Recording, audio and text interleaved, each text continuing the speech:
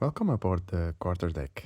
Before our next Black Seas battle, we're upgrading one of the most used pieces of terrain for these games, the island from the Black Seas starter set, Master and Commander. Hull and approaches! Prepare to beach! So here's the punch-out cardboard island from the Master and Commander starter set, which is nice, but once you've put the ships together, painted them, rigged them, this just kind of doesn't fit anymore. So I decided to turn it into something like this.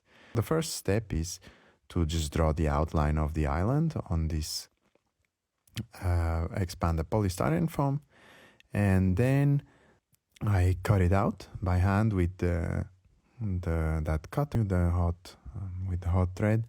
And what you can aim for here is also to kind of randomly chip and cut the edges to make it look a bit more stone-like. And for the second level, for the height, I just basically made a puzzle with different cutout pieces and assembled something to have enough area so that I could fit further terrain pieces, like for instance this Martello tower, but there's also the lighthouse or anything other really that you would want to put, maybe just a simple gun position.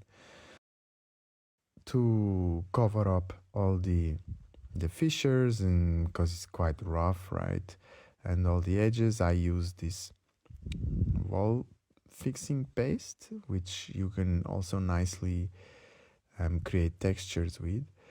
And another thing I did was to add a little pathways along this island up the hill with some stair-like structures, which you can just easily make by pushing into the foam. It will preserve the shape. And while covering it up with this paste, then I just tried to leave those ways out, as you can see here. Then once the island is covered with this old paste, you let it dry for a day or so until it becomes hard, and I just very lightly sanded off the roughest edges, but it was actually it's quite alright, especially when it's painted then later. And so I used basically two earthy tones, right? Some sienna, brown, burnt sienna, yellow ochre, mix these together with a black and kind of very black brown, that umber that you can see, and of course also white. And I was aiming for something like this, a Mediterranean coast. You can see quite bright. Along the water, there's this black edge where the stones are wet and where there are different, mussels and stuff sticking to the stones. So you have this differentiation, right? So that's what I was kind of going for.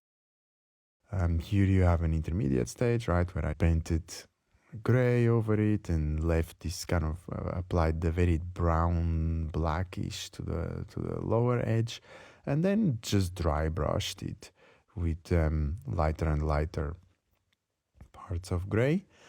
And similarly, I also painted the top surface with these different browns, kind of mixing as I went, a bit more white, a bit less, and I tried to make the paths brighter, right? That's where people walk and stamp it. For the trees, I used a method actually described on the blog from Warlord games, where I used this foliage, this fake foliage, and then with the tooth stick, you just put glue on it, wait a little bit, and then roll it in the foliage, make a kind of a rough shape of a tree.